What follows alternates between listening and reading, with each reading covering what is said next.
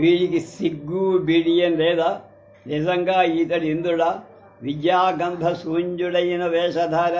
అయ్యయ్యో, మన భూలోకమే ఇంతకంటే మంచిలాగా ఉంది. ఇక్కడి ప్రజలింత లజ్జాశూన్యులు కారు, ఇంత గౌరవ అభావులు కారు, ఇంత సరస విమర్శనం లేని వాళ్ళు కారు, ఇంత గిరి దాటిన వాళ్ళు కారు. పురందర లోకం భూలోకం కంటే చెడిపోయింది.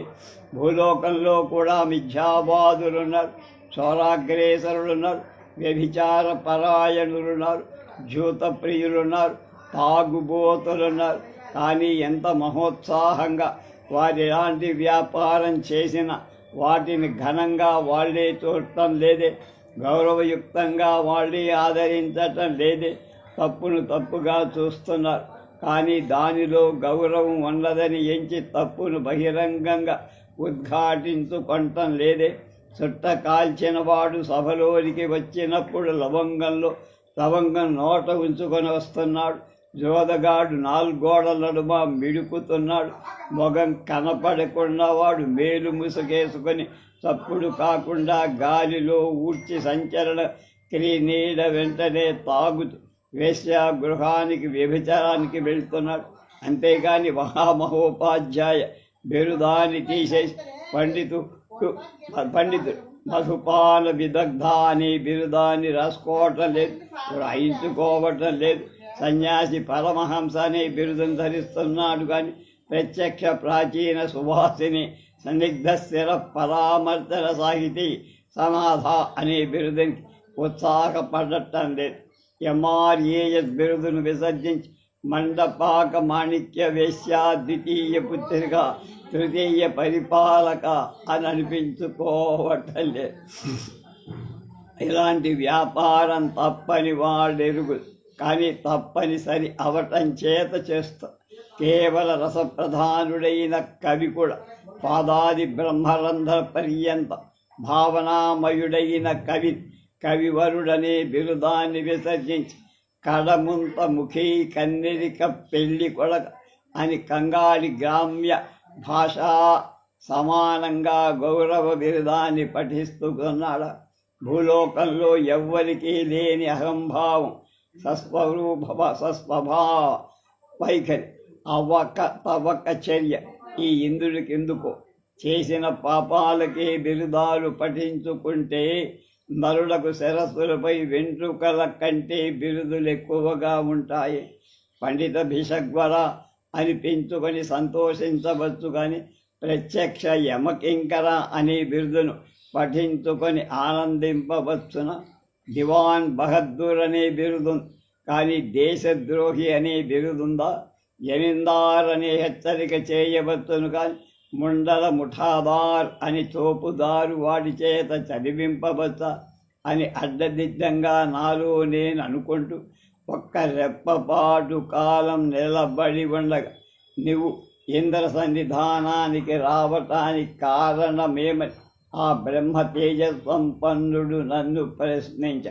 అంత ఏం చెప్పటానికి తోచక ఏం చెప్పినా ఏం తప్పు అని అనుకుంటూ ఆలస్యంగా ప్రత్యుత్తరం ఇస్తున్న ఎడల అసత్యమాడుతున్నాననే సందేహం ఆయన కలుగుతుందనే సందేహపడు ఏదో ఒకటి చెప్పక తీరని వాడనవటం చేత, మహానుభావ, మా దేశంలో వర్షాలు లేవని మనవి చేసుకోవటానికి వచ్చా అని సగం సత్యం సగం అసత్యంగా ప్రత్యుత్తరమిచ్చి ఆ మాటకు ఆ దేవేంద్ర దేవగుడు వరి బుద్ధిహీనుడ అని నన్ను తిట్టి జపమాలు తిప్పుకుంటూ ఊరకొని ఇంద్రుడు మాట్లాడనే లేదు. బృహస్పతి నన్ను తిట్టిన తిట్టు నా చెవిన పడగానే నా అంతరంగంలో పెద్ద తుఫాను పడినట్టే. బుద్ధిహీనుడనా? అవును, కానా నిజంగా బుద్ధిహీనుడనే. స్వచ్ఛ శరీరుండై నిర్మలాంతఃకరుండై ఆకాశగంగాంభోజ పరిమళాస్వాద నిర్గత పాపుడనై స్వర్గానికి పోయి స్వర్గాధిపతిని దర్శించి సౌరాచార్య అయవర్యుడి చేత నీవేమి కోరవచ్చితివని దయాపూర్వకంగా అడగబడినప్పుడు మహానుభావ, ఆధ్యాత్మిక విద్య ఉపదేశానికి వచ్చాను అని అనాలు కానీ ఇలా అంటా ఏమిటి అని బృహస్పతితో మాట్లాడుతుండ నోటి నుండి కూడా ఇంత తెలివి మారిన మాట ఎలా వెడలింది? మహాభోగ భాగ్యాన్వితుడైన మహేంద్రుడి సన్నిధానంలో ఉన్నప్పటికీ నా నెత్తిపై ఇనుప గజ్జల తల్లి భాగవతం అడాల. భవతారక సాధనమైన బ్రహ్మోపదేశంకై ప్రాకులాడార్జున నా కట్టి అవకాశం ఉప్పాడ కొత్తపల్లిలో మాడుపు కాలేదని ఏడుపెందుకు? హహహ. స్వచ్ఛమైన ఆత్మకి దిక్కుమాలిన దేహ సంపర్కమెంత అపాయకరం! ఎలాంటి పరమ పవిత్ర భక్త్యవస్థనైన దేహ సంస్కారం ఇట్లే భ్రష్టపరుతుంది కదా. అమరేంద్రుడి సన్నిధానం నుండి క్షుత్పిపాసా శూన్యుడై ఉన్న నాకు మళ్ళెండిపోయే అని శ్లోకం. మళ్ళంటే పోలాలు. ఎంత కాలానికి కిందనూ పుట్టి ఎన్ని ఆటలు ఎందులోనూ కూడా సుఖం లేదని తెలిసి ఎవ్వరి లక్ష్యాన్ని కానీ భయం కానీ ఆత్మీయ శక్తి విశ్వాసయుతుండై ఉన్న నేనే బృహస్పతి వద్ద వెర్రి పందలా ప్రవర్తించానేమిటి? కుబేరుడి వద్దకు పోయి గోచిపాత అడుగుతాడా ఎవడైనా? వరుణ్ణి దర్శించి చట్టెడు రొయ్యపప్పు అడిగిన వాడెవడైనా ఉంటాడా? అయ్యయ్యో, ఎంత జ్ఞానశూన్యత నాకు వచ్చింది అని నన్ను నేను తిట్టుకుంటుండగా మహర్షి ఇలా, వర్షాదేవ ఏల కురియాలి, మీరు ఇంద్రకరుణకెట్లా పాత్రులయ్యారని కొరియాలి. మీ ఏ యాగాలు అవిభాగాలకై ఈ వృత్రారిని పిలిచారు? మీకింద్రుడు అక్కరలేనప్పుడు అతని వర్షాలు ఎందుకు కావాలి? తండ్రి దుర్మార్గుడు, అతని సొమ్ము పవిత్రమా? పోని వేద విహిత కర్మల మాట ఎందుకు? గర్భాధానాలేమి మీ యాధానాలు, చుట్ట కాల్చడమే మీ నిత్యాగ్నిహోత్ర, విదేశ భాషాధ్యయనమే మీ వేదాధ్యయనం, కాఫీ తాగటమే కాలోచిత సంధ్యావంద, ఆచార పరిత్యాగమే మీ యాగం, పరగడుపున పరివిధ పక్వపిష్ట ప్రాజనమే పురోడాశం, తిష్టన్మూత్రత్వమే మీ దేవ పూజ, అధికార సేవయే మితృదేవ పూజ, దేశ భాషాధ్వంసనమే మీ మాతృదేవ పూజ. పోని చిరకాల ఆచారాలైనా మీరు గణిస్తున్నారా? సహస్ర ఘటాభిషేకాలు నమ్మికతో చేశారా? నదీ గర్భంలో విరాట పర్వాన్ని చదివారా? పురాణాలు పూర్వాచారాలు బూతులా? ఇంకా వర్షం లేవని ఏడుపా? మీ బుద్ధులు ఎలా ఉంటాయో వర్షాలు దాన్ని బట్టే వస్తాయి. పరమ సౌఖ్యాకరమైన భరతఖండానికి మీ బుద్ధిహీనత వల్ల ప్రాపించిన బాధలు అన్న. మీ దేశానికి క్షామ, శీతజ్వర, విశూచి, మహామారిక, భూకంపాది బాధలు ఎందుకు కలిగాయి? మీ బుద్ధి లేమి వలన కలిగాయి. వెంటనే నశింపక ఏల బుద్ధయ్యాయి. అంతకంటే బుద్ధి లేమి వలన మీరు సత్యప్రవర్తులై యోగనిష్టాన్వితులై వేద విహిత కర్మ ఆచరణ దీక్షులై అంతరంగ పరిశుద్ధులై ఉంటే మీ దేశం ఏ రోగం త్రొక్కి చూడగలదు? నీటిలో పుట్టిందని మీరు అనుకుంటున్న విశూచి సూక్ష్మక్రిమి మీ నెత్తిలో పుట్టి, గాలిలో పుట్టి, భూమిలోని గంధకాది వాయువ్యాది సంకర్షణ వల్ల కలిగి మీ చెందుతున్న భూకంపాలు మీ హృదయంలోని అరిషడ్వర్గ సంఘర్షణం వల్ల కలిగి అసత్యవాదులై, మిథ్యావేశులై, ఆచార వ్యవహార దూరులై, వైదిక విద్యా గంధ శూన్యులై, ప్రాణాయామాది సాధన సన్యాసులై, అపేయవాపాయువులై, అభక్ష్యభక్షులై, ఉదరంభణ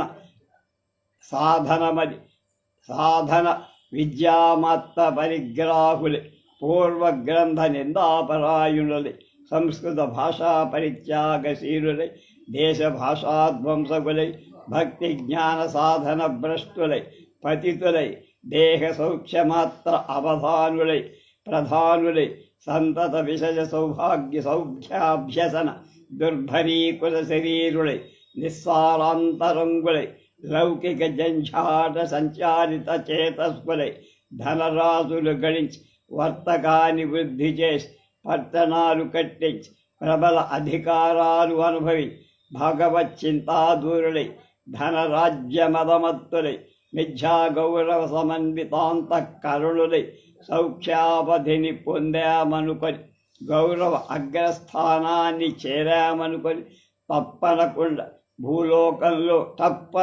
భూలోకం పేలిపోయిన వాళ్ళెందర్రా ఎన్ని జాతులు మహాధనమత్తతా భూయిష్టాలై మహారాజ్య పదవి ప్రభ ఉన్మాదాలై మహాయుద్ధాల రూపంలో లేకుండా మాడిపోల మీ ఆర్యజాతికి ఎంతవరకు మీ వేదర్షుల పుణ్యంగా మీ గంగా గోదావరి పర్యాది పుణ్య నదుల చరుడు మీ మతకర్తల మహిమ వలన జాతి నాశనమంతటి దుర్దశ రానందుకు సంతోషింపక వర్షాలు లేవని ఏడుస్తున్నారు. అసత్యం ఎక్కడ అభివృద్ధి చెందుతుందో అన్వయ మర్యాదలు ఎక్కడ అగ్ని పాలవుతాయో ధనమే దైవంగా ఎక్కడ ఆరాధింపబడుతుందో దేహ సౌఖ్యమే పరమావధి అని ఎక్కడ నిశ్చయింపబడును అక్కడ సర్వనాశనం శీఘ్రంగా తప్ప పండిన పాపం బ్రద్దలు కాకతం.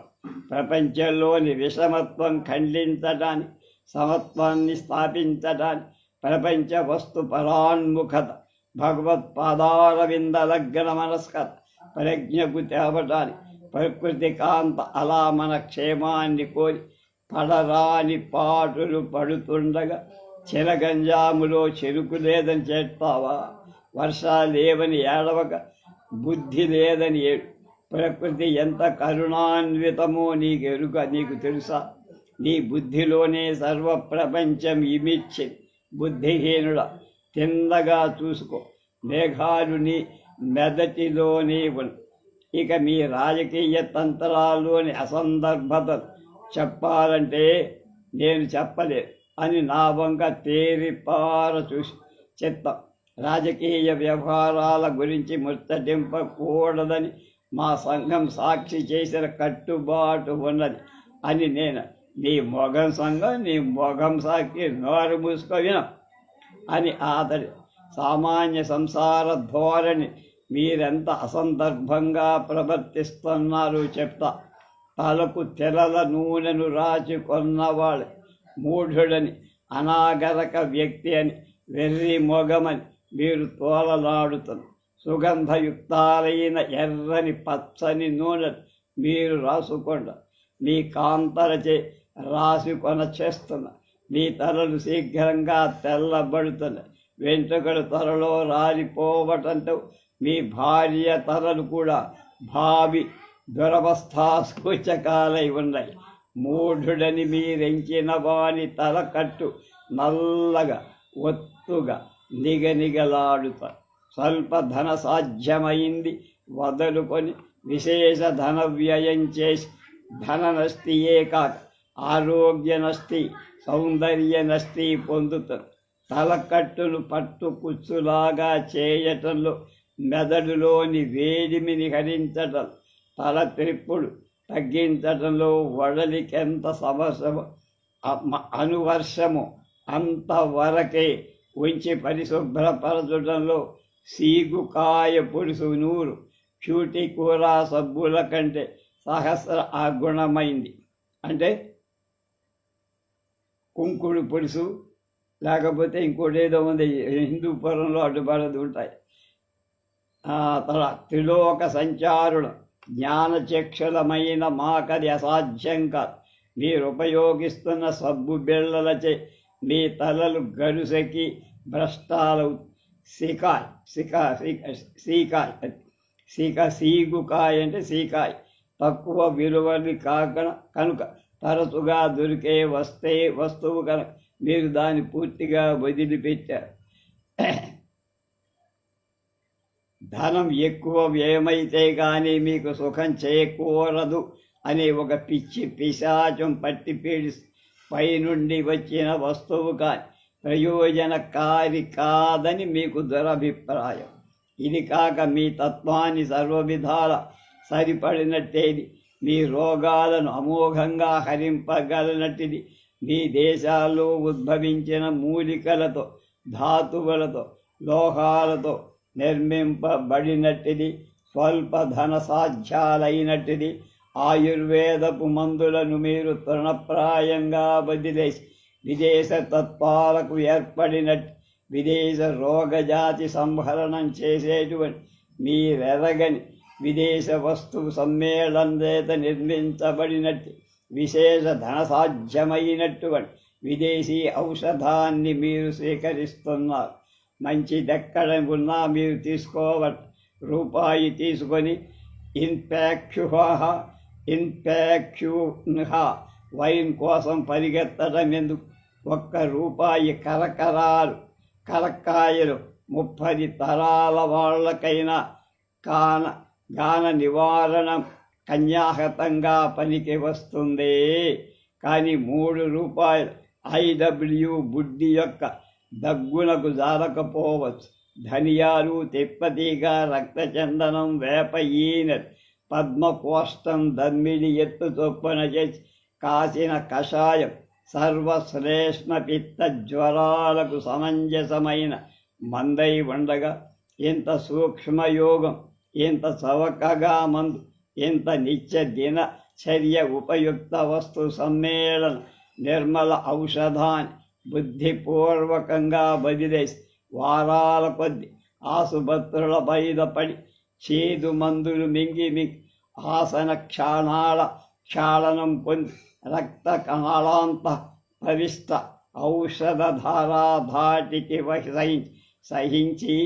సహించి అతి కష్టం మీద ఒక్కని టైఫాయిడ్ జ్వరానికి పెట్టిన వ్యయంతో అనేకులు సన్నిపాతాలను కుదర్చవ. సొంటి యొక్కది ఎంత పనో క్రీమ్ ఆఫ్ మాల్ట్ది అంత. కానీ 3 దమ్మిడీల విలువ కలదాన్ని విశ్వాసం తక్కువ దానిది. ₹3 బుడ్డి మీద విశ్వాసమే. నేను సర్వసాధారణ కుటుంబ ఔషధ యోగాన్ని చెబుతున్నాను, కానీ గొప్ప గొప్ప యోగాల జోలికి పోవటం.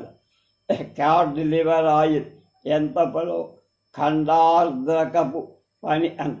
కానీ మొదటిది మీకు నెత్తి మీదది, రెండవది మీకు పెంట మీద. మీలో కొందరికి బధిరతలు, గుడ్డి, కడుపులో బల్లలు, మూర్ఛలు మొదలైనవి ప్రాయికంగా మీ తత్వాలకు పడని ఔషధాలు తీసుకోవటం వల్ల కలిగినవై ఉండవచ్చు. ధనమా పోతుంది, పనా కాకపోతే తరచు నష్టాలు కలుగుతాయి. ఏం ప్రయోజనం రా? మహాయుద్ధాల్లో తుపాకీ గుండ్లకు ఈ వైపున ఆ వైపున, ఆ వైపు నుండి ఈ వైపు రయ్యమని దూసుకుపోయేటట్టు మోటారు బళ్ళు ఎక్కడ చూసినా ప్రతి గ్రామంలో చెలరే. ఈ పిచ్చి జనులకెంతైనా ఉంది. ఇంత బాణవేగం ఎందుకు? నింబళంగా పోకూడదా? ఏం పుట్టి మరిగింది? ఎందరు జనులు ఈ వేగంలో నరికి చస్తున్నారు. ఆహా, ఎంత పాపకర్మం! ఇంతకు సౌఖ్యమేమైనా ఉందిరా? దేహ సాధనమేమైనా కనబడుతోందా? ఎప్పుడైనా కింద పడి నరికి చస్తాడు అనే భయం చేత మనశ్శాంతి ఉందా? నడిచిపోకూడదా? మోటారెక్కిన గాని గౌరవం రాదా? ఆర్యుల గౌరవం అంతలోనే దిగిపోయిందా? ఇది కాక పెట్రోలియం సంబంధమైన దుర్వాసన చేత, దాని వేడిమి చేత, ధావనారంభం చేత, మోటారు చేసే భయంకరమైన దడ్డ శబ్దం చేత ఎందరకు హృదయ కంపాది వ్యాధులు కలుగుతున్నాయో ఆలోచించారా? ధనమా తగలబడిపో.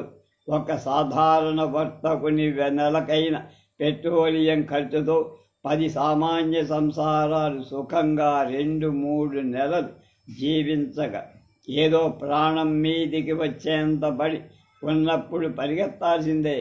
విలాసంగా వాయుభక్షణానికి స్వారీ పోయేటప్పుడు మోటారెందుకురా? ఇంత వేగంగా పరిగెత్తించి ఒకరినిద్దరిని పట్టాల కింద తొక్కించి ఏ సముద్ర తీరానికో మీరు వెళితే అక్కడ మాత్రం చేసే మహాకార్యం ఏమైనా పగలదీసేది ఉందా?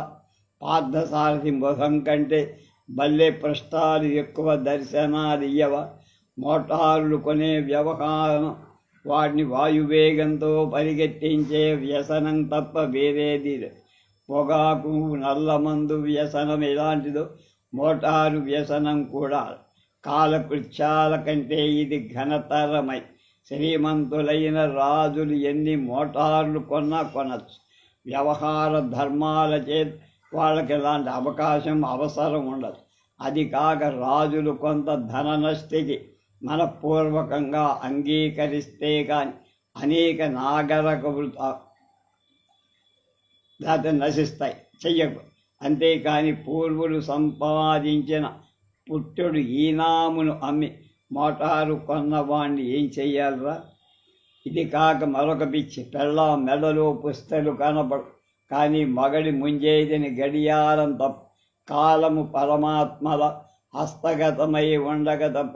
జేబులో ఉండే గడియారాన్ని సంతత లేఖనంగా పైకి తీసుకోవటానికైనా తెరిపిలేని ఏ న్యాయమూర్తులకో చేతులలో తుపాకీ ఇతర సామాగ్రి ఉంచుకొని ప్రయాణం చేస్తున్న ఏ యుద్ధ భటులకు అలాంటి గడియారాలు ఉపయోగించాల్సి ఉండగా చిడుప బుక్కులు గోక్కొంటానికి ఈగను చంపటం కంటే వేరు వ్యాపారమే లేనివాడి రెస్ట్ వాచ్ ఎందుకురా? ధనం మూడుకోతోంది కనుక దాన్ని అతడు కొన్నాడని వీడు కొన్నాడని మనం కూడా. అమ్మగారి కర్ణాటకు జరీ చీర అమ్మి షాపు వాడి వద్ద ఆర్జించే సౌభాగ్యం ఆర్యావర్త దేశంలోని రత్నభర్మ మౌక్తికాది మహాభాగ్యం అంత పైకి పోగా పెంబట గాజు పూసలతో మట్టి లోహపు జిట్టి గడియారాలు అలంకరించుకొని నాగర కులమని కులుకుతున్నారా? ఇది తెలివిమానం తరమా, బేలతనమా, వెర్రితనం? అది కాక కుటుంబ వ్యయంలో, విద్యా వ్యయంలో, శుభకార్య వ్యయాలు, అంత ధన వ్యయాలు, మరికొన్ని వ్యయాలు, అన్ని విధాల వ్యయాలు కొత్తగా అనవసరాలై, అసహజాలై, అనుపయోగాలై, అపాయకరమైన అనేక దురభిప్రాయాలను బట్టి, దురభ్యాసాలను బట్టి, దుష్ట రుచులను బట్టి ధనం నాశనమై వీరు బుద్ధియుక్తులై నూతన నాగరికత మహాజ్ఞానం విరివిగా పోసి ఉచితంగా వ్యయం చేసుకున్న వాళ్ళైతే ఒక్క సంవత్సరం వర్షం లేకపోవటంతో ఎంత ఏడుస్తారా?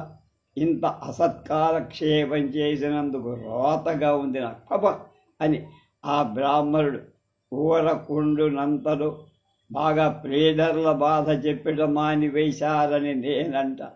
బృందారకుడు కొంత ముందు వనర్చిన నాకు కనపడకుండా రవంత త్వరవ తెచ్చుకొని ఇలా అన్నా, బాబు మా తాతగారు గేదె కొరకు వ్యాజ్యం తెచ్చి ఆయన కూతురు మా తల్లిగారు పోయా. నేనెప్పుడు గేదె వ్యాజ్యంలో వాదిని.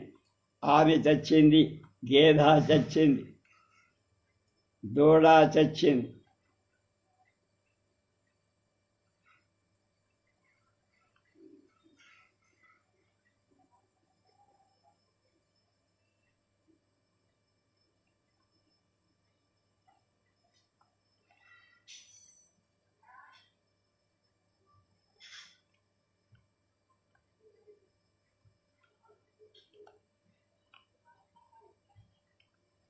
ప్రతివాదుల్లోని 3వ తరం వాడు మొన్నటి పుష్కర దినాల్లో గోదావరిలో పడిచాడు. కానీ అలాగే సంధి కొరకు మేము ఎన్ని విధాల ఏడ్చినా వాడు కుదరనివ్వటం. మమ్ము తిట్టిన తిట్లకు హద్దులే. ధరవా పోయింది, పరువా పోయింది, గెలిచినా గెలవకున్న మిగిలి ఉన్న దేవుడు తప్ప ఇంకేం లేదు ఇంద ప్రభువు. ఈ విధంగా పార్టీలను తిప్పి చేసి కొందరు ప్లీడర్ల పేర్లు వ్రాసి యాజమాని ఏకదికి దాఖలు చేస్తా. ఆ ప్లీడర్లను ఇక్కడికి పిలిపించి తగు రీతిని మందరించి మీరు దారిలో పెట్టండి నేను చెప్పబోతుండగా చీచి అంటూ ఎక్కడో నా మెడ గెత్తి ఎవడో వచ్చి నా మెడ పట్టుకొని గెత్తి హరహరా అని నేను పరిగెత్తిపోతుండగా ఎవడు ద్వాదశ ఊర్ధ్వపుండ్రబుధారి తులసి మాలాజాల భూషితులైన వక్షస్థుడు ఒక ఛాత్రచేదని నన్ను వెంబడించి అతన్ని చూసి జడిసి మరింత పరిగెత్తుతుండగా నాయన భయం లేదు పరిగెత్తు, నేను నీకు హాని చేసేవాణ్ణి కాదు, భారతం నన్నయ్య వ్రాయలేదని దాని రాజరాజ నరేంద్రుడే పండిత సహాయంతో వ్రాశానని ఈ లోకంలో ఎవరో చెబుతున్నట నాయన, నేనే రాజరాజ నరేంద్రుడు. ఆ విమర్శకు నా మనస్తాపం చెప్పు, నేను దాన్ని వ్రాయలేదని చెప్పు, నన్నయ్య దాన్ని వ్రాశాడని కృతి ఇచ్చట చేతనే నేనక్కడ ఉన్నాను అని చెప్పు నాయన. మరువకల్లా రాజనరేంద్ర పేరు వినేసరికి వడలు ఉప్పొంగి నేను తన్మూర్తి పూర్తిగా కృతార్థతలు చేసుకోవాలి. వెనక్కి తొందరలో తిరగపోయి మడత మంచం నుండి కింద అంతటితో స్వప్నం పూర్తి.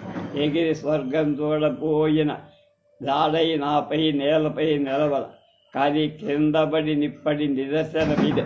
ఈ మోకాలిపై దెబ్బ చూశారా? సంపద్దినాలు పరోక్షాలు, కష్టదినాలు ప్రత్యక్ష. భాగ్యదేవత పెట్టుకున్న ముద్దు గాలికి ఎగిరిపోతుంది, కానీ కొట్టిన లెంపకాయ కాటి వరకు నిలుస్తుంది. ఆలస్యమైనందుకు క్షమించండి. ఓం శాంతి శాంతి.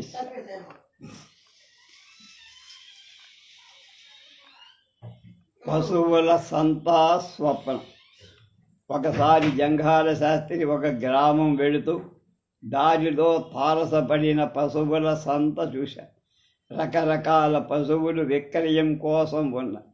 అక్కడ బేరగాళ్ళు అమ్మకాలలో మధ్యవర్తిత్వం చేసి 4 డబ్బులు గుంజుకునేవాళ్ళు ఉన్నారు. రకరకాల ఆవులు, గేదెలు, ఎద్దులు, దున్నలు, ఒక రకంగా జంతు జాతిలో అంత స్త్రీ పురుష సమూహాన్ని చూసి జంఘాల శాస్త్రికి విచిత్రమైన ఊహలు తలెత్తాయి.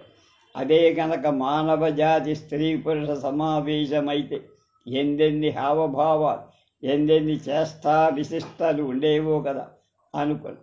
మనిషి నీతి కంటే జంతు నీతి మీద అతడికి గౌరవం ఎక్కువ.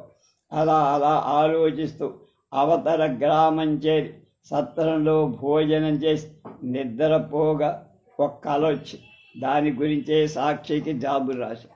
కళలో కూడా పశువుల సంతే, అయితే అది మనుష్య భాషలో మాట్లాడుతున్నాయి. వాటిలో ఒక లేత దున్నపోతు ఆ సంత అనే సభా ప్రాంగణంలో ఉపన్యాసం చేస్తారు. బారు కొమ్ముల చుక్క గేదె సభాపత్నిగా వ్యవహరిస్తారు. అగ్రాసనాధిపత్ని అనాలేమో సరే, ఆ గేదెను సుదీర్ఘంగా ఉపన్యసించి సారాంశం ఏమిటంటే, మనం మనిషిని బానిసలం కావు, మనిషికి అతడే మనకి చాకరీ చేస్తున్న బానిస. మనుషులు ఎంత మాత్రం మనకంటే గొప్పవాళ్ళు కాదని, వాడిలా ప్రవర్తించవద్దని హెచ్చరిక చేసి ఆపై ఉపన్యాస అనంతరం పశుసభకి అల్పాహారపు విందు జరిగి ఒక పశుగాయకుడు ఈ విందు జరుగుతుండగా జావళి పంపిణీ మీద ఒక శృంగార పాట పాడాడు. ఇంతలో పశుమారకుడు చంపేవాడు. మనుషులు అక్కడికి రాగానే మందలన్నీ మాయమైపోయి ఒక్కటి దున్నపోతు మీద నుంచి యమధర్మరాజు దిగి కొందరు నరులని అధములకు శిక్షలు వేయించటం చూశాడు శాస్త్రి. భయపడి మేరు. జంఘాల శాస్త్రి రాసిన లేఖ చదువుతున్న సాక్షికి జంఘాలుడు నమస్కారం. నేను ఈ గ్రామం నుండి వేరొక గ్రామానికి నడిచిపోతుండగా దానిలో ఒక పట్నం దొరికి తగిలింది. దానిలో ఒక పశువుల సంత జరుగుతుంది. అది ప్రసిద్ధికెక్కిన పశు విపణి స్థలాలు. ఏం పశువులు, ఎలాంటి పశువులు, ఎంతెంత పశువులు, నేల ఈనినట్లు సంత భూమినే చుట్టుపట్టుల కూడా ఆక్రమించి కాటుక కొండల వంటి దున్నపోతుల జత లంకెలు వేయబడినవి 800. పొట్టి కొమ్ముల కూర కొమ్ములవి, దుంప కొమ్ములవి, బారు కొమ్ములవి, బొంత రోమాలవి, పరకపాటు వెంట్రుక కలవి, కుచ్చు తోక కలవి, మొండి తోక కలవి, మట్టసగు తోక కలవి, గవ్వ కన్నులవి, బెదరు కన్నులవి, వ్రేలు బొడ్డులవి, ఎగువ బొడ్డులవి, చిత్ర విచిత్రమైన దున్నలెన్నో ఇటు లాగికొంటూ అటు లాగుకుంటూ వాటిని పొడవు పోస్తూ వీటిని మూర్కొనబోతూ మందర ధ్వనులతో యథేష్టంగా మత్త విసర్జన విరాజమానాలై శోభిస్తాయి. ఎర్రగేదు, నల్లగేదు, గౌడిగేదు, కండపాదు గలవి, గొల్ల పొదుగు కలవి, ఓర పొదుగు కలవి, లోపల పొదుగు కలవి, వపగట్టచే బిగుసను గట్టుగలవి, అరటి పండ్ల వంటి చనుకట్లు గలవి, గజ్జికాయల్లాగా వంకర చనుకట్టు గలవి, కొత్త పురిటి గేదె పాల సలుబుచే పండ్లికెదిస్తూ తోసగా అటు ఇటు తిరగబోయి ఏ అంటూ దూడల భ్రాంతిచే మరలు పరిపరి విధాల ప్రకాశిస్తున్నాయి. తెలుపు, నలుపు, పుల్లబట్ట మొదలైన వన్నెలు గల గిత్త ఎద్దులు లంకెలు వేయబడి విపణి స్థలంలో వ్యాపించి గోవులు కాటుక కన్నులవి, దొంగ మొగాలవి, బట్ట మొగాలవి, అనేక వర్ణాలతో అనేక ఆకృతలు గంగడోలి సింగారంతో ఒప్పుతాయి. సూచితిరా పోతులకు లంకె, గంగడోలు ఎద్దుకు లంకె, పోతుకు గేదెకు కానీ ఎద్దుకు ఆవు కానీ లంకె లేదు. ఇవి లక్షణంగా ఉన్నాయి. మనుష్యలోక విరుద్ధంగానే ఉంది. స్త్రీ పురుషుల సంబంధమే ప్రబలతర బంధం. అదే లోకంలో కలహాలకు, కష్టాలకు, అపాయాలకు, అప్రతిష్టలు, ఆహవలకు, యుద్ధాలకు, మోసాలు, బలాత్కార మరణాలకు ముఖ్యంగా నిర్గుణ పరబ్రహ్మానికి మాయా సమావేశమే అనిర్వచనీయమైన అవాంగ్మానస గోచరమైన సర్వగ్రహ గోళపు రంకుల రత్నమైన ఈ జాతికి కారణమై ఇన్ని గిత్తల నడుమ, ఇన్ని పోతుల నడుమ, ఇన్ని ఆవుల, ఇన్ని గేదెలున్నాయి కదా. పోతు గేదెపై కన్ను వేయటం కాదు, గేదె కొంచెం సిగ్గుబడి ముసి నవ్వటం కాని, ఎద్దు గోవును గీకటం కాని, పులిహార కలపటం కాని, గోవు అక్కడే సనుకట్టుమాటు చేసుకొని సంభ్రమంగా తోదడం కానీ ఉన్నదా? ఆహా, ఏమి నిష్కాపట్యం, ఏమి అమాయకత్వం, ఏమి వ్యామోహ శూన్యత. నరులలో స్త్రీ పురుషులు ఇందరూ ఒక్క చోట కలిసి మెలగడం ఎంత అవకాశం ఉన్న నవ్వులతో, పువ్వులతో, కనుగీట్లతో, గోటిపోట్లతో, ముద్దులతో, శుద్ధులతో, ఇగిలింతలతో, సకిలింతలతో, తాగుటలు, బయటలాగటలు, అత్తడి పంచభూతాలు కూడా శృంగారమయాలు అయినట్లు చేయక ఊరకుంటారా? సంతత కాంతా చింతాక్రాంతులు, జ్ఞానశూన్యులు మరి ఏ జీవులు కూడా జగతి ఎందు ఎంతెంత నీచాలైనా కూడా లేనట్లుగా కనపడుతున్నాయి కదా అని అనుకుంటూ సంత నడుమకు పోయి పశులక్ష్మి దర్శనాన్ని సావకాశంగా చూశా. విచిత్ర దర్శనమని చెప్పక తప్పదు. కానీ పొసగుడు వారి ప్రబోధం విచిత్రతరంగా, కొందరు చెవిలో గుసగుసలాడుతున్నాడు, కొందరను చేత్తో లాగుతున్నాడు అంటే బేరగాడను, కొందరు కొట్టుతున్నాడు, కొందరును వ్రేళ్లతో బదులు సంఖ్య సూచిస్తున్నాడు, కొందరు నిర్దాక్షిణ్యంగా నిరాకరిస్తారు, కొందరు చేతిలో 4 రూపాయలు భయానగా బలాత్కారంగా పెట్టబోతున్నాడు, కొందరును మోచేత్తో ఏదో సంజ్ఞగా పొడుస్తున్నాడు. ఎంత హంగామా అయినా చేస్తారు. ఇదంతా దొంగ వేషం, మోసం, మహానటన.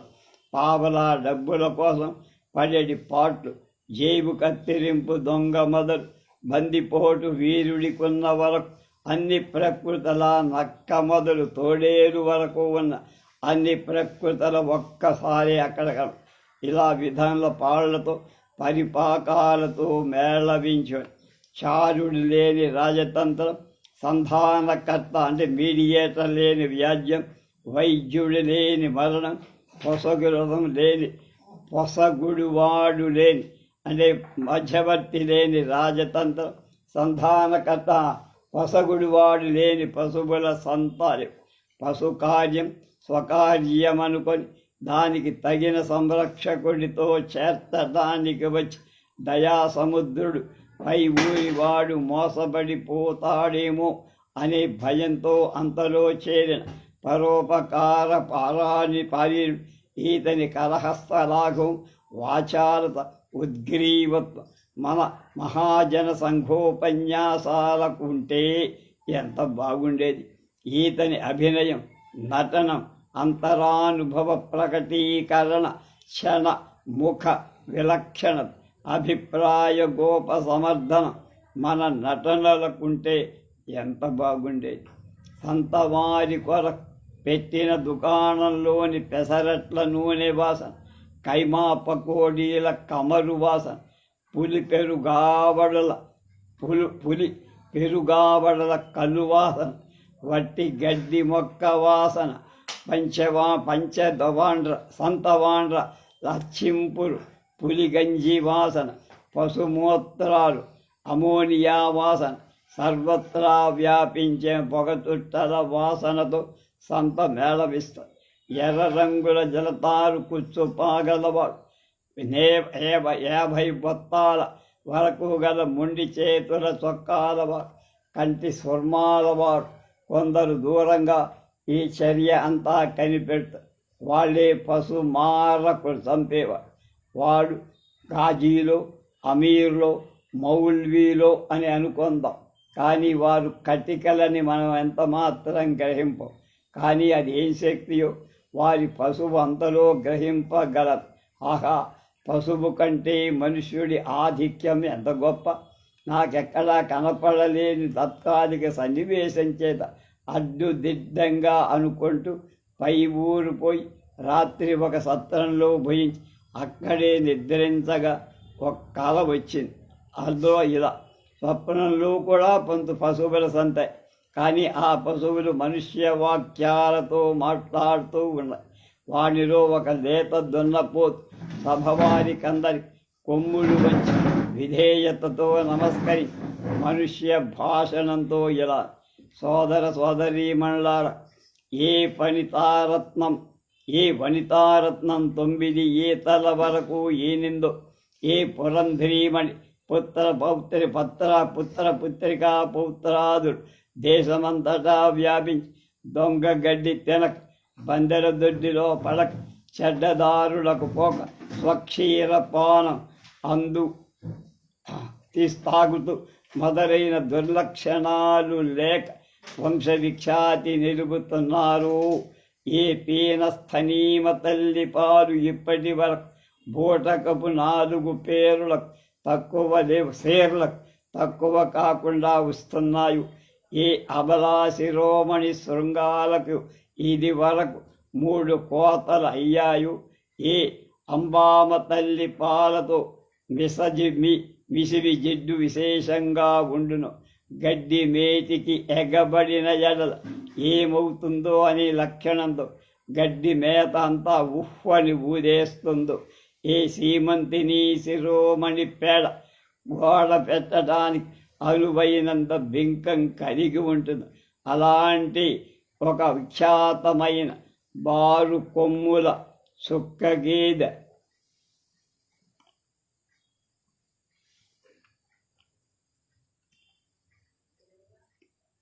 గారికి ఈ సభకు అగ్రాధిపత్నిగా ఉండమని, సభాకార్యం నిర్వహించమని నేను సభాసదులను ఆర్యవర్యుల పక్షాన ప్రార్థిస్తున్నాను అని ఆ ద్వంద్వ ఉపన్యసించి సభా నమస్కార సూచంగా కొమ్ముల ద్వయాన్ని ఆడించేవారు. ఇంతలో ఒక తొలిసూరు పెయ్య తల ఎత్తి సభ వంక చూసి, మన సోదరుడితో నేను ద్వితీయిస్తున్న సెకండ్ అంటానే అలా అంత సర్వమహాసభకు ఆమోద సూచకంగా వేల కొలది తోకలు తడతడ శబ్దాయమానాలై విరాజ. అంత అగ్రాసనాధిపత్ని తోక కుచ్చు నేలను చేరాడగా మందహాస సంపదలు ముఖపద్మంలో ఆవరించగా నోటి నుండి సగం నమలిన చెంగలి గడ్డి కబడ నురుగుతో నేలపై పడగా మత్త గజయానంతో గానుగ చెట్టు మొదటి తిన్న పైకి కొంతసేపు నిశ్చేష్టయై నెమరు వేయటం మాని నిలబడి నేలను మూడు మూడు పర్యాయాలు మూర్కొని తగు మాత్రమైన మూత్రాన్ని బదిలి శీఘ్రంగా ధైర్యం పొంది ఇలా మాట్లాడు. ఆంధ్ర సోదర సోదరీమణులారా, దేశభక్తులారా, భాషాభిమానులారా, ఇంత మహాపశు సభలో నాకంటే పెద్ద వరుసలో ఎందరో ఉండగా గుండ పదుగలవారుండ, ఎక్కువ ఈతలు ఈనవారుండ, ఎక్కువ తిరిగలవారుండగా తరిగల అంటే వెనచ్చేవారు సమస్త తృణశాస్త్ర ప్రవీణులైన విద్వాంసులుండగా పచ్చిగడ్డినే కాని ఎండుగడ్డిని మూర్కొనని సదాచార సంపన్నులు వేదాంతులు ఉండ పురుష సంపర్కాలు పూర్తిగా మొదలుకొనిన దివ్యజ్ఞాన యోగిని శిఖామణులుండ నరుడు మనకు ప్రభుడా బానిస అనే రాజకీయ సమస్యను నేర్పుగా ఉపన్యసించి ఎడగొట్టగల రాజతంత్ర పారంగతులుండగా నన్నే పెద్దగా భావించి మీరు నాకు అకారణ కరుణా కటాక్ష మహిమతే ఇవ్వబడిన గౌరవాన్ని బారకొమ్మల నడిమనుండ రోమశమైన పాలనేత్రాంతో వినయపూర్వకంగా స్వీకరిస్తుంది. ఇది కాక ఏ జాతిలో, ఏ దేశంలో, ఏ సభలో భామామ తల్లి అధిక గౌరవాన్ని ఆదరించబడును ఆ జాతే జాతి, ఆ దేశమే దేశం, ఆ సభే సభ. మన మత ప్రపంచంలో, సంఘ ప్రపంచంలో, రాజకీయ ప్రపంచంలో ఇప్పుడు అనేక విధాలమైన నూతన ఆందోళన, నూతన పరిస్థితులు, నూతన సమస్యలు బయలుపడ్డాయి. ద్విపాదులు బుద్ధిహీనులైన నరుడే మన జాతీయ ప్రపంచమని ఇన్ని తొందరలు కలిగించటానికి కారణం నరుడు మన సేవకై ఆదిశక్తి చేత నిర్మించబడ్డవ. వాళ్ళకు వాడు బానిస.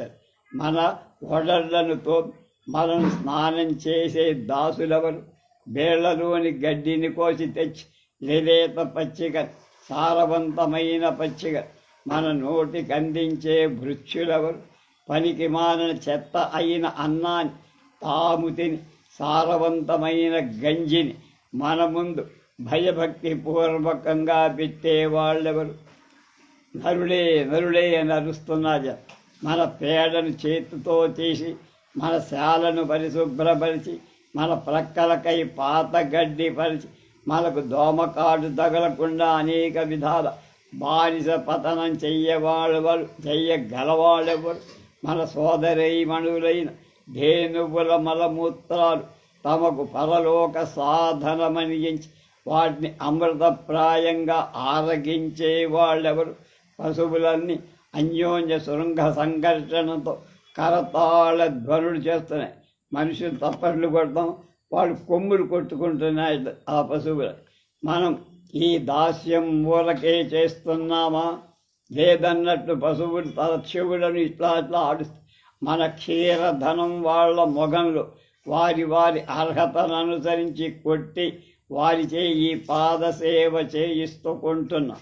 అలాంటి మన బండ్లు, మన బానిసలు, మన పరిచారకులు ప్రభు భట తారతమ్యం ఎరగక విశ్వాసహీనుడై ఓడలు మరించి కళ్ళు కానక మనకెదురు తిరిగిన వాళ్ళే మన ప్రభువులమంటున్నాడు. ఏ ఏ ఏ అని అరుస్తూ పశువులు కోపావేశంతో ముంగాళ్ళు ముందరి కాళ్ళు ఎవరు ప్రభువులో, ఎవరు భటులో సృష్టితంత్ర స్వభావమేమి ఘోషిస్తుండగా ఈ నరులకింకా బుద్ధి లేకపోవటమే జగజ్జీవ పరిణామానికి 4 స్థూలాలైన అవస్థ. మొదటి వృక్ష లతా గుల్మాది జాతి. ఈ జాతి పాదపాలు భూమిలోనే ఉంటాయి, అవి కదలు. దీనిపై జాతి పక్షి జాతి, దీనికి కూడా 2 పాదాలు. ఈ జాతికే ద్విపాద పశువని జాని పేరు. దానిపై జాతి మన జాతి. మన కాళ్ళు 4 నరుల కంటే 2 ఎక్కువ. శబాస్ శబాస్ అని అరుపులు. ప్రపంచ ప్రాణి పరిణామానికి పశుజాతే పరమం. కొన్ని పశువులు పేడ వేయటానికి తోకలెత్తి ఈ పరిణామ సూత్రాన్ని విని మహా ఆనందంతో పేడ వేయటం మరిచి తోకలాడిస్తుంది. మరి వాళ్ళను కూడా చేతులతో 4 ఉన్నాయి కదా, ఆ చేతులే మనకు కాళ్ళయ్యాయేమో అని ఒక ముసలి గేదె సంకోచంతో పై. అది తప్పు తప్పు, నువ్వు శుద్ధ నరుల్లాగా మాట్లాడుతున్నావు. మన చేతులు కాళ్ళగటం, మనకు 4 లేవు, మనకు చేతులే కొమ్ములు. అవి కాక ప్రత్యేకంగా 4 కాళ్ళు ఏర్పడ్డాయని తెలిసిందా? మనకంటే అతడికి బుద్ధొక్కటే ఎక్కువగా ఉందని వాడి ఆరాటం వాదం. అది అతనుకున్న బుద్ధేమో మనకు లేనిదేమో. నిష్పక్షపాతంగా ఈ విద్వాంసులు, ఈ వేదాంతులు, ఈ సృష్టి రహస్య గ్రహణ పార్యణి, ఈ సత్యార్థగ్రహణైక నిపుణులు మీదుంకి నా సోదరీమణులైన ఈ మహిషామ తల్లులందరూ విమర్శించి నిశ్చయించాలి. సరైన బుద్ధే వాళ్లకుంటే ఇంకా వాళ్ళు అధమమైన నరజాతిలోనే ఎందుకుంటారు, ఎందుకు పడతారు? ప్రారంధం కాకపోతే పై మెత్తైన పశుజాతికి ఎక్క వెళ్ళొచ్చు కదా. బుద్ధే నరజాతికే. తలలకు కొమ్ములు వచ్చిన, నోటికి గడ్డి వచ్చిన, సిగ్గు బిడియాలు చచ్చిన అప్పటి మాట ఏమో కానీ ఇప్పుడే ప్రకృతిని అనుసరించి జీవనమే బుద్ధి ప్రధాన లక్షణ. పంటలు పనికిరావు. ప్రకృతిలో ఏది ఎలా లభిస్తుందో అలాగే దాన్ని తినాలి. వస్త్రాలు పనికిరావు. ఎలా పుట్టాము అలా రోజులు నడపాలి. ఎలా కట్టాలో పరిణయాలు పనికిరావు. ఎగవచ్చినప్పుడు ఏది లభిస్తుందో దాంతోనే తాత్కాలపు పెండ్లి అంతే. ఎదొచ్చినప్పుడు తెరగా ఎప్పటికో అంతవరకు ఆ చింతే లేదు. ఎప్పటికప్పుడు అనుబంధం తెగిపోవాల్సిందే. కన్న దూడలతో మాత్రం పాలు విడిచిన పిమ్మట దూడే, గేదె. ఐహిక లంపట ఎంత మాత్రం తగదు. ఈ ప్రపంచం 4 గీతలతో సరి. శాశ్వతమైన ప్రపంచం వేరొకటి ఉంది. ఈ కాలం ఆ కాలం మన సంతతము నిగ్గలాడుతున్న చెంగలి గడ్డిచే నిండి ఉండే పెద్ద బీళ్ల నడుమ నా వడలి మీద ఎన్నో రోమాలున్నాయో ఎన్ని తలంతో దిక్కులందు వ్యాపించి అన్నిటినీ మించిన కొమ్ములతో వెనక ముందు పొదుకుకు తాడి చెట్టులంత లక్షల కొద్ది సరుకట్లతో ముక్త పశు చక్రవర్తులు తెలకపిండి తవిటి ఉండలు నోట్లకు అందిస్తుండగా నోళ్లకు ఆరగిస్తూ మన వంటి భక్తులు అక్కడ చేరారు. తమ పొదుగుల పొడుచుకుంటుండగా అనురాగ రసంతో దివ్యమూత్రాన్ని వర్షిస్తూ మన వడళ్ళు నాకి ముక్తినిస్తూ వెన్నటికి ఎండని పెద్దలు బురదగుండలో విహరిస్తూ జగతిని పరిపాలించు గేదెల తల్లి మొదటి గేదె మూల మహిష్ సార్వభౌమం అన్నదే. అదే శాశ్వత. గేదెలన్నీ కాళ్లపై వంగి తలలు వంచుకొని ధ్యానిస్తూ లేచి దాన్ని చేరటానికి బ్రతుకు ఫలితం. అలాంటి మోక్షం ప్రకృతి జీవనంలో కానీ సిద్ధించ. కానీ ఇప్పుడు నరులలో కొందరు తొట్టె వైద్యమని ఒక్క బ్రతుకు తెరువు చూసుకొని స్వభావానుసార జీవనమే ప్రధాన ఉద్దేశంగా మంచుకొని మన జాతిని సమీపింపవలదని సర్వ ప్రయత్నాలు చేస్తున్నారని విన్న. బాగుపడదలచిన వాళ్ళని మన మడ్డు పెట్టం. అధమ జాతి ఉద్ధరణం మనకిష్టమే. నరుడెన్నటికైనా ముక్త స్థితి పొందాలన్న ఎడల పశువై తీరాలి. సందెడు గట్టి తినాలి. దినానికి 6 కడవల పేడ వెయ్యాలి.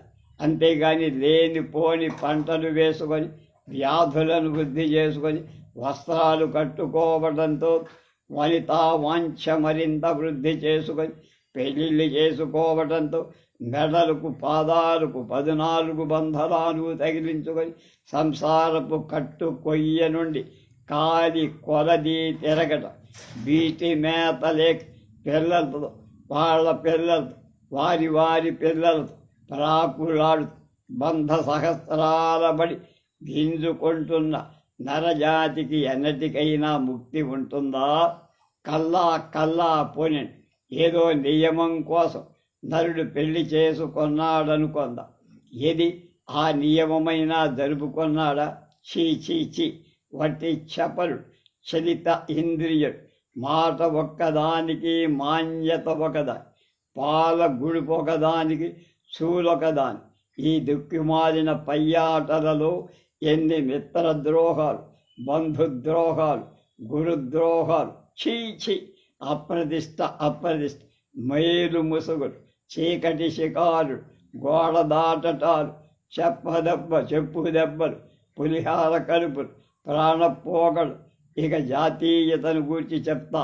ఏ తవచ్చున ఏ సచ్చుదైందా, ఏ అవకతగదైన, ఎంత బుద్ధిహీనదైన నరజాతి ఒక జాతి అని చెప్పుకోక తప్పదు. దానికి ప్రధాన లక్షణమేమిటి? ఐకమని. ఉందా వాళ్ళలో? నా ఒడలి రోమాలు ఎన్నో, అన్ని శాఖలు, ఆ శాఖలలో అన్ని పలవలు, ఆ పలవలలో అన్ని చెలవలు. ఎక్కడ చూసినా పొందు లేదు, పొత్తు లేదు.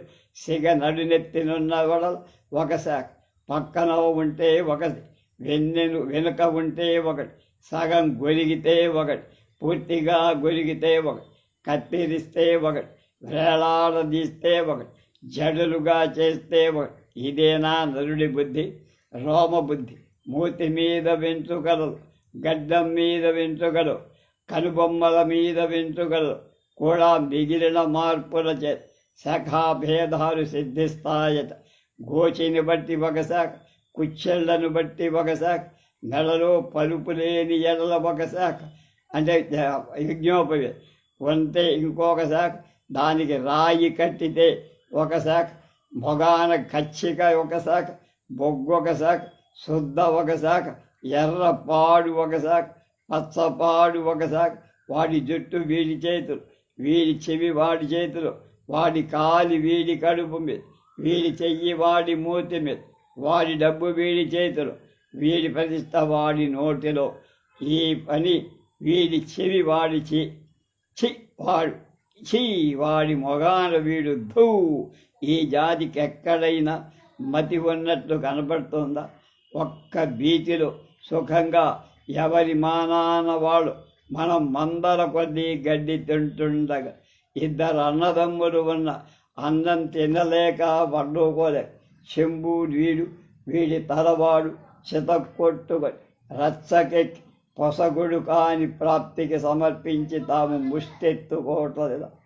అసూయ, అగ్రహం, కుటిలత్వం, క్రౌర్యం, క్రోధం, కృతజ్ఞత, ఇక ఎన్నో అన్నీ నేను చెప్పలే. వీటన్నిటికీ మించిన ఆశ, తెరిపిలేని ఆశ.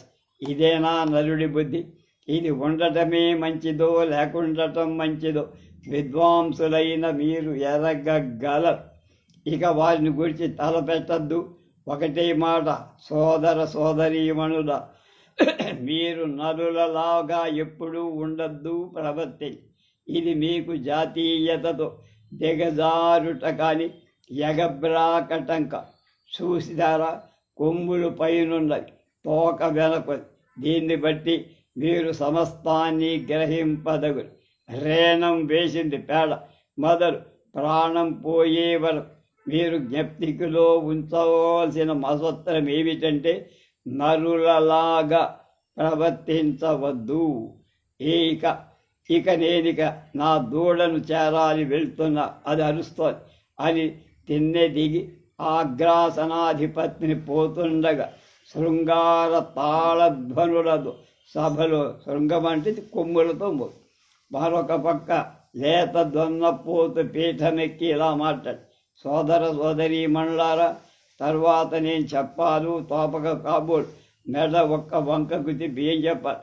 కొమ్ము కొనతో పక్క గోక్కుంటూ కొంతసేపు నిలబడి, సత్యపసూత్తములారా, మన అగ్రాసనాధిపతిని గారు పశుసభా కార్యాన్ని నిర్విఘ్నంగా తన్ను పోటు రెచ్చు లేకుండా జయప్రదంగా నిర్వహించినందుకు మా మహిషాశిరోమణి ఎంతైనా కృతజ్ఞ.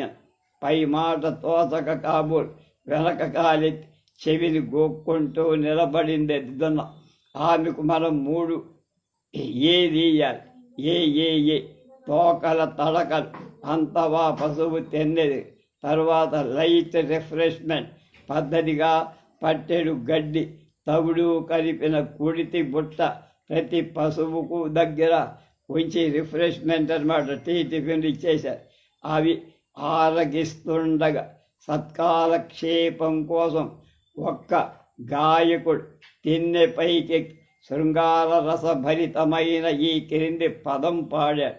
ఎదుకుల కాంభోజి ఆదిత మీ పెన్నది తులుసూలు పెయ్యలలో మిన్న దున్నపోతుల రాయ క్రన్నన గన గవయర అరటి పండ్లా వంటి చను కట్టు కలదిర చనులకు ఎడమన్న సరసీయ గంధిర వనితకు నెగవచ్చే పల నిలపించే కనికరం భూని కలియరాగమే ముక్తతో గరికను మూర్కొనదక్కడ పట్టు వంటి తవిటిపై చూడదురా పట్టు కొయ్యన పడి గట్టిగా ఆర్చురా చెట్టబట్టర బిట శేఖరా బిరబిరా చలువ బొరదగుంట సతి కగ్గిపుటమయ్యే కలికి తెలగ పిండి కడుప విషమయ్యర పలుమారు చెరువు పరచితముడు రాల్చు ఎలదుక బిరహంపు వేడికి తాళదు తోల జోరీ గల తోకగా వలదలపదు పేడ కడిపేయుటకు కూడా ఎరుగదుర వాడి తూపలవలుని బారికై అగ్గమై పాలు గుడిచిన కాని ప్రాణాలు నిలపదు చిన్నది. ఎంతలో వెర్రసమాలవాడు కర్రని కంటి సుర్మాలవాడు పిల్లిగడ్డాలవాడు పశుమారకులక్కడికి రాగా సభంతా ఒకటే గోల. తల్లి కడుపులో దూడ రెండును మరొక దానిలో దూరడం. కళ్ళు మూసి తెరిచేంతలో అంతా ఏమయ్యిందో ఒకటే దున్నపు కాటుక కొండగా ఉంది. దానిపైన బంగారు జీను, దానికి పుట్టుముక్కు తాటి కళ్ళె ఉంది. దాని మీద నుండి ఒక దివ్య తేజం కిందికి దిగుతుంది. నీలపు తనువులవాడు, మిడిగుడ్లవాడు, జుంజులు వెంట్రుకలవాడు, చేతి దుడ్లవాడు గదలు చేత పుచ్చుకొని అతని చుట్టూ భక్తిపూర్వకంగా నిలబడి జయా దండధర చక్రవర్తి జయ సమవర్తి సార్వభౌమాని అరిచారు.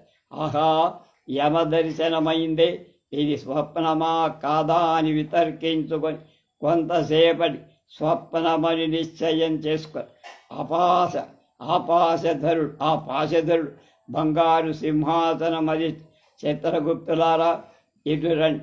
ఈ రోజున శిక్ష ఎవరెవరికి విధించాలో చెప్పెదరా అని అడుగా కోప్య విధారులైన కొందరు, మత శాఖాద్వేషంలో పాపం చేసిన వాళ్ళు కొందరు ఆ కవిత్రగుప్తులు సరే వారిని తండని ఆ న్యాయాధిపతి పలుకగా ఒక సన్యాసి ఒక విగత కేశ అంటే వితంతు కాషాయాంబరంగో మెడలకు లంకె వేయబడి ఎదుట పెట్టి వాళ్ళని కుంభీపాకంలో పడేయమని భటులకు ఆజ్ఞారు. అప్పుడు ఈ పక్క ఒక కురూప, ఆ పక్క ఒక స్వరూప, నడుమ ఒక్కడు కట్టబట్టబడి ఎదుట నిలబెట్టగా వీళ్ళెవరని చిత్రగుప్తుని అడిగాడు. వారిట్లో సర్వజీవ చరిత్ర నుండి చదివారు. ఈతడొక వ్యాపారి పంతుడు, దైవభక్తుడు, దేశభక్తుడు. వార్ధకంలో కళత్ర వియోగం కలగడం చేత ఈతడు వడలు పట్టలేక మొదట నీచాకలి దాన్ని ఉంచుకున్నాడు. అంతలో సంతృష్టి లేక ఈ వేశ్యను చారదీశారు. అప్పుడు దండధరుడు రౌద్రమూర్తి ఈతడు దేశభక్తుడు, దైవభక్తుడని మీరు తప్పు చరిత్ర రాయటం ఎందుకు? దేశమనగా చాకరిదని, దైవమనగా భోగందని ఆర్యావర్తంలో అర్థమన్నదా అని వాళ్ళని మందలించి, భటులారా, వీరి 3 తలలు ఒక్క వేటున చెతక్కొట్టాలని ఆజ్ఞ. అంత నా గుండె లవసిపోయే. ఆ క్రూర కృత్యాన్ని నేను చూడలేను బాబూడి నా ఏడ్పు కాబోలు సత్తరపు బ్రాహ్మణుడే జంఘాల శాస్త్రి అని పిలిచేసరికి లేచి కూర్చొని శివ శివ అని మరించుకున్నా.